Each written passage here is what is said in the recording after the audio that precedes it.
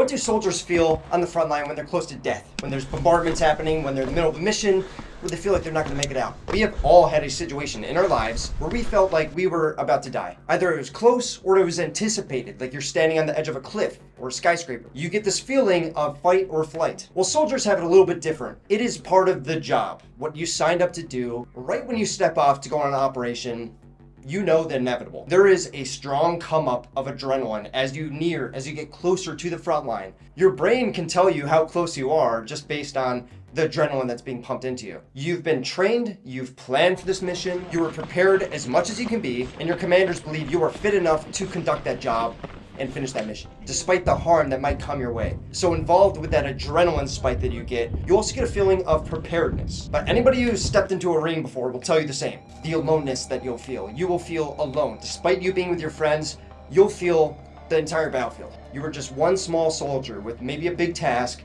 that is going out there. You've already said goodbye to your loved ones, making sure you don't keep any strings untied, and you start to feel the heaviness of it. And if you're not trained enough, if you're not experienced enough in combat, at this point, while you're riding to the front line, you might start questioning your ability to perform. But that's a whole other topic. The emotions are gonna be way crazier first time rather than being an experienced soldier going there again and again and again. Your heart's gonna pound, not just faster, but stronger. There's gonna be more pressure behind it, like your blood is being forced through by a machine behind you. And I'm sure you guys have heard of it where in combat you go down to your lowest level of training. At least that's what we're told to soldiers, and it's very true. You're gonna start scanning for places that you can take cover if you are hit by artillery. You're gonna be looking out the window scanning for craters that you can jump into and treat yourself if you're wounded by the artillery round. And that's honestly the scariest part for me, the infills, the exfills, because there's nothing you can do. I mean, you're just in an unarmored car and you just look around. You can't hear the drones, you can't dodge the artillery, you can't even hear the artillery coming. It's really bad. It really sucks. But because you're with other teammates, you don't want to go internal too much thinking, oh my God, this sucks. And a theme you're going to hear as I get more into this is embarrassment. How a lot of times soldiers act differently on the front line, even facing death, because of embarrassment. They don't want to look weird in front of their teammates. They want to display confidence. They're a soldier. That's what you were trained to be, is confident in everything that you are. You have signed the dotted line. There's no backing out now. And you know that. You know that. You're not going to run out. I mean, if you weren't scared of being embarrassed and looking bad in front of your friends, you could jump out of the vehicle right now and run back home. And oftentimes that's what you feel like doing. But that is not something you're going to do. So you keep your eyes out the window, you're scanning the environment, and you make sure to joke around. Humor is a big one that keeps everybody from going too internal. We joke around, we try and keep the mood down. There is no saying what drone is watching us, what artillery round is being launched at us right now. There's nothing we can do. And you kind of accept it at that point. You say, okay, well, if it's gonna happen, it's gonna happen. You make that acceptance while you're riding to the battlefield. Now we get into the real near-death experience. And the truest brush with death that you're gonna have on the battlefield is not some dramatic, intense firefight. That's very rare. It's indirect fire. Anybody who's been on the Ukrainian battlefield will tell you. You're gonna get bombarded and you're gonna feel very small. This is death that you can't do anything about. You can't shoot back. It just happens. So as you're sitting there in the bunker with your buddies, a few rounds are going to start impacting around your position. And right when that happens, the adrenaline goes up and you start to wonder, was that for us? Did we screw up? Were we outside? Did we keep our light on? Did they see our antenna that we didn't camouflage that good? Was it just the wrong place, wrong time? But before you can finish thinking that, more of them come. And you know, okay, whatever the reason is, we've been spotted. This sucks. At this point, you armor up. You put on the helmet because it's the quickest thing you can find and you can just kind of place on you. And the weirdest thing is you might reposition your place in the hole.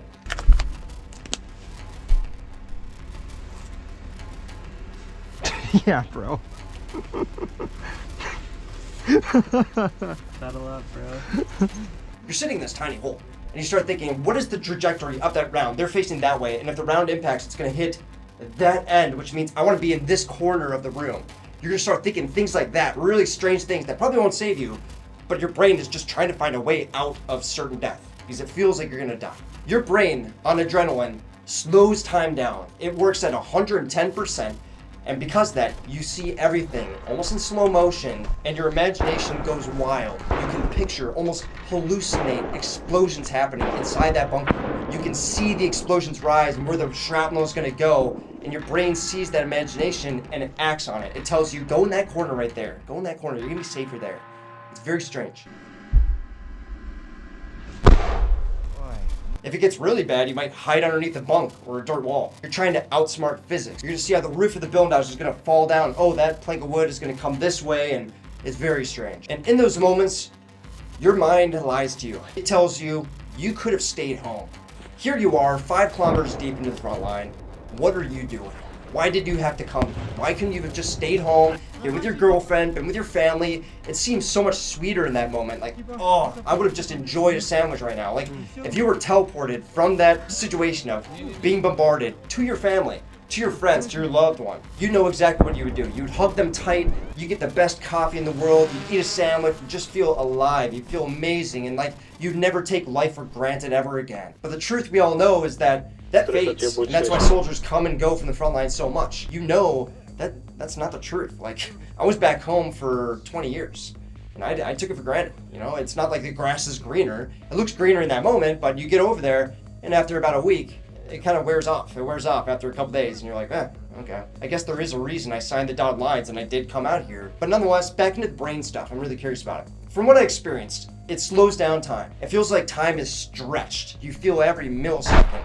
And because of that, it almost feels like you aged 20 years a minute. Do you know what I mean? Bombardment can happen just for 5 minutes. It can feel like you're dying for 5 minutes, but it feels like 100 years. You go through a thinking you should only have on your deathbed when you're 80 years old. You age during that time, and you go through these emotions, you flashback to times that you had, back to your old life where you have regrets. Why didn't I talk to this person? Why didn't I ask this person on a date? Why didn't I hug my family harder? Why did I take for granted everything I had back home? Why did I have to come here? Regret becomes a brick in your chest. And the way you snap out of it is you remember that everybody around you has the same feelings. They're all feeling the same thing. They all have families, they all have people that they love and people that they regret not talking to, and they need you here.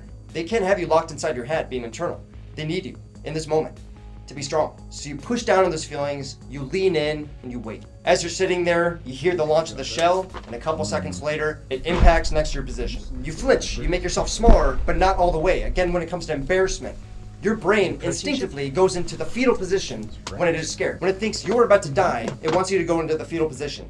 So what you do instead is you kind of lean into it, you get ready for it, and you go into a half fetal position, if that makes sense. But you would never curl up like an animal, you'd never curl up like a baby, because you got people around you. Embarrassment. You don't want to look embarrassed. You would be a lot safer if you're in the fetal position. You'd be protecting your vitals. You'd be a smaller target for when the shrapnel comes in, but you would never do that because you would get too much into your mind and the people around you would not have confidence in you. So you don't. Soldiers fear embarrassment more than death. The book, The Things They Carried, got that right. And then there's a weird switch.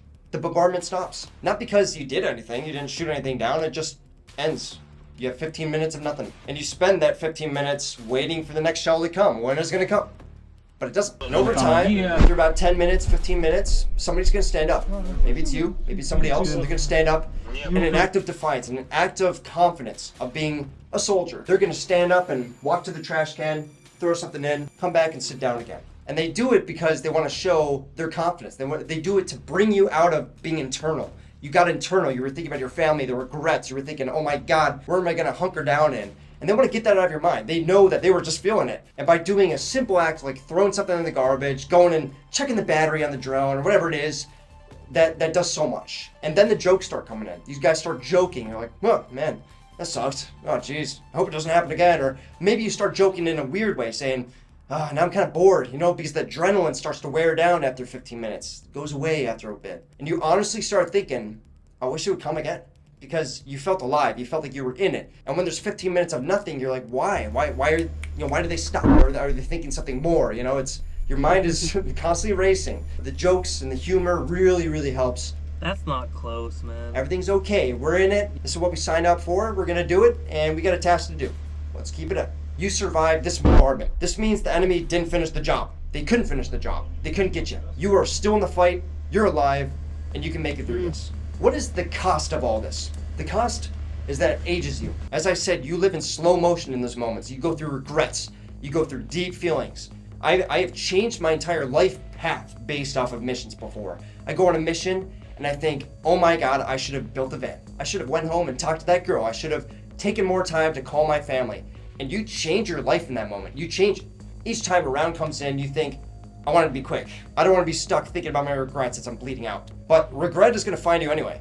Regret for the small things you took for granted. And yet, you keep coming back. Out of embarrassment, out of doing a job, out of coming back home after those experiences and realizing the grass isn't as green as you remembered in the heightened state of awareness. Coming home doesn't feel like the movies. The world isn't as perfect as you pictured when you were hugging the dirt, waiting to die. So you return to the place that makes sense, where your smallness is honest and the job is clear. So in closing, near-death experiences are adrenaline. They are slow motion thoughts, 1,000 what-ifs crashing all at once. It's fear, pride, regret, laughter, and surrender to fate, all flipping on and off like a switch that you can't control. The best warriors learn to control that switch. And the reason behind that is I think they've pushed past 200, 500 years. They've had those slow motion moments and they've seen all their regrets. They've confronted them in those bombardments over and over and over again. And they come to the realization that their life is small.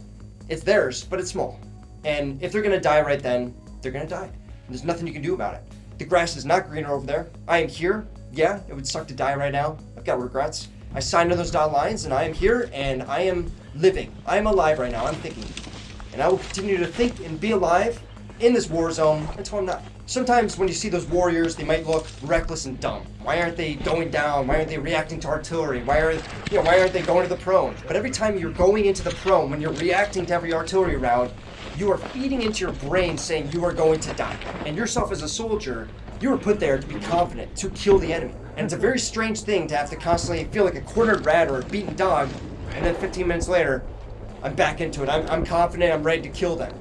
It's a very strange thing. And it's not easy to switch on and off, even for the experienced vet. And that's why you see people not reacting to artillery all the time, and that's why you see them more exposed to it and they accept their death, is because they can't operate. They know that they're going to be the most effective for their team, and they're going to be able to get the job done faster, which will keep them alive. They confront the battlefield with confidence and humor right off the bat. You see the switch happen even during bombardments, where we laugh it off and we say, oh, you're going to die, oh man. And Captain Price going dark. Bravo 6 going down. Bravo 6. You got artillery. They're coming. They're coming. we laugh it off because that on and off, feeling like a cornered rat and a beaten dog to a confident soldier is not something that is sustainable in the battlefield. You can't do that. There's a weird switch, and it's not something you can allow to happen to yourself. You will not be effective on the battlefield. You will run away, you will panic, you will not want to return to the battlefield, and you're going to be a bad soldier. It's a paradox, but sometimes acting less human makes you a better warrior. So that's what death feels like, and that's why it never really leaves you. It leaves an impact on you. I appreciate you guys hearing me out. This is a very strange topic for me to go talk about, but it's something I've been wanting to touch on for a bit. I just didn't know the words to say. I really wanted to bring it down to the basics, talk about the brain, talk about what's happening in my mind, in my soul, as this is happening, and I hope you guys got it. Understand what soldiers are going through right now as you watch this combat footage. This is what's going on in their mind. We look at it, it's a minute-long clip. For them, it could be 20 years, okay? They're going through a lot. So, that's everything. I appreciate you guys giving me your time, and I hope you learned something today. Talk to you guys in the next one. Peace.